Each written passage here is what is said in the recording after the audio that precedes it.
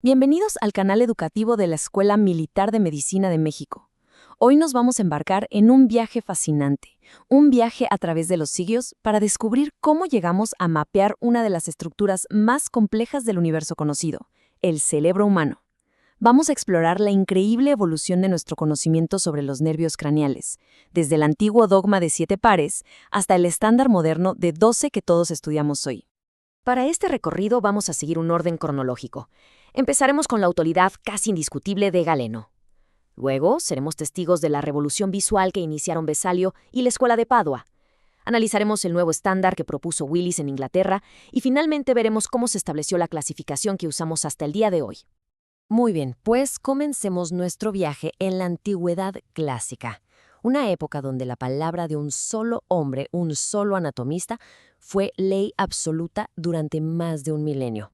Así es, por 1000 años, la obra de Galeno de Pérgamo estableció que existían únicamente 7 pares de nervios cerebrales. Sus descripciones, que hay que decir estaban basadas en disecciones de animales, no de humanos, se convirtieron en un dogma, en una verdad incuestionable que perduró hasta bien entrado el Renacimiento. Esta línea de tiempo nos da una perspectiva realmente asombrosa de la influencia de Galeno. Estamos hablando de más de 1300 años en los que su descripción de 7 nervios fue la verdad absoluta.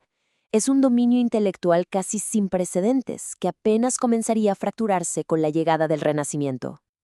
Ahora, las descripciones de Galeno eran muy detalladas, pero tenían limitaciones cruciales. Se basaban en animales y, muy importante, nunca fueron ilustradas. Por ejemplo, él consideraba los tractos olfatorios como meras extensiones huecas del cerebro, no como nervios. Además, agrupaba lo que hoy conocemos como los nervios facial y auditivo en un solo par, y hacía lo mismo con el glosofaringio, el vago y el accesorio, todos juntos en un sexto par. Demos un salto en el tiempo. Avancemos ahora al siglo XVI, un momento en que la decisión de un hombre de confiar en sus propios ojos, por encima de los textos antiguos, lo cambió absolutamente todo. Andreas Vesalio, desde Padua, entendió algo fundamental.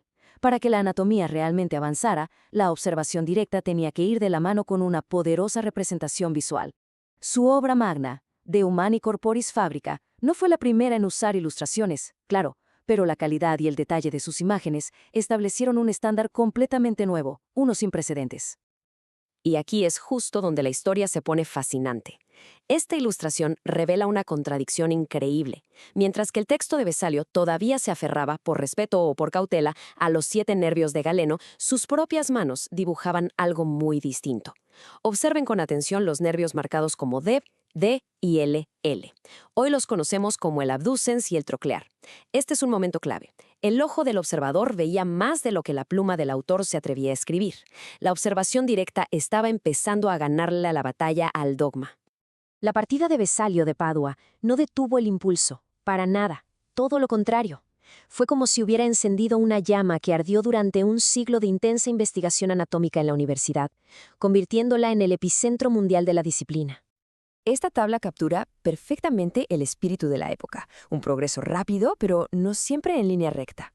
El sucesor de Vesalio, Realdo Colombro, elevó audazmente la cuenta a 9, añadiendo formalmente el abducens y el troclear. Años más tarde, Giulio Caserio daría otro paso crucial, aunque con mucha más cautela. Propuso los tractos olfatorios como un nervio propio, sí, pero lo listó como el octavo par, para no contradecir frontalmente la numeración clásica de Galeno.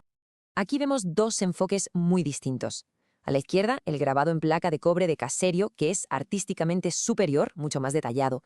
Y a la derecha, el diagrama más esquemático de su sucesor, Johannes Wessling. Aunque era menos elaborado, el trabajo de Wessling fue inmensamente popular entre los estudiantes, y justo por eso ayudó a consolidar la idea de que los nervios olfatorios debían ser considerados como el primer par craneal. El impulso era ya imparable, y ahora, la antorcha de la innovación neuroanatómica cruza los Alpes y el Canal de la Mancha. El centro de la acción se traslada de Padua a Oxford, en Inglaterra. Es 1664, y Thomas Willis, en colaboración nada menos que con el célebre arquitecto Sir Christopher Wren, publica Cerebri Anatomy. Esta obra, que es monumental, ilustrada por la hábil mano de Wren, estableció una nueva clasificación de 9 nervios craneales primarios, una clasificación que dominaría la anatomía británica durante siglos. Quizás la contribución más significativa de Willis fue su identificación del nervio accesorio espinal como una entidad distinta y separada. A ver, Galeno yo había notado fibras que llegaban a los músculos trapecio y esternocleidomastoideo, pero fue Willis quien tuvo la claridad para declararlo públicamente como un nervio independiente, separado del vago. Pero la ciencia nunca se detiene. El trabajo de Willis no fue la última palabra. Apenas unas décadas después fue refinado, como podemos ver en esta detalladísima ilustración de Humphrey Ridley de 1695. No solo mejoró el detalle artístico y anatómico del dibujo de Wren, sino que también desafió la afirmación de Willis, sugiriendo que el nervio accesorio en realidad ya había sido descrito anteriormente. Y es que el camino hacia nuestra comprensión moderna no fue una línea recta, para nada. Incluyó descubrimientos extraordinarios que, por azares del destino, se perdieron en el tiempo durante más de un siglo. Y aquí tenemos la prueba. Esta es la notable obra de Bartolomeo Eustachius. Estas láminas anatómicas, que tienen una precisión asombrosa para la época, fueron creadas alrededor de 1552, o sea, al mismo tiempo que las de Vesalio. Sin embargo, por una serie de eventos desafortunados, permanecieron inéditas, perdidas por casi 150 años, hasta que por fin se publicaron en 1714. Y esto que vemos aquí, ilustra un momento fascinante en la historia de la medicina. En esta vista detallada, Eustachius había representado con toda claridad el nervio accesorio espinal más de un siglo antes de que Willis lo reclamara como propio. Esto plantea una pregunta contrafactual increíble. ¿Cómo habría cambiado la historia de la neuroanatomía si estas láminas se hubieran publicado en su tiempo? Bueno, pues todo este viaje, de 7 a 12 nervios, subraya un principio que es absolutamente fundamental en el progreso científico. Al final, la evolución de la neuroanatomía fue impulsada por el coraje. El coraje de individuos como Vesalio, Caserio, Willis, de confiar en sus propias observaciones, en lo que veían con sus propios ojos, por encima del dogma heredado. Y esa es una lección que sigue siendo vital en la ciencia y en la medicina de hoy. Este análisis se ha basado en las fuentes primarias que se enumeran aquí. Son lecturas fundamentales para cualquiera que quiera profundizar en este capítulo tan fascinante de la historia médica.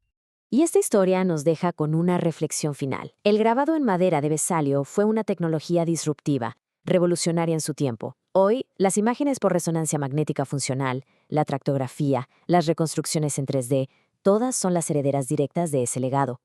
Continúan esa búsqueda incesante de visualizar y comprender el cuerpo humano con una claridad cada vez mayor. Una búsqueda que, por supuesto, continúa hasta nuestros días.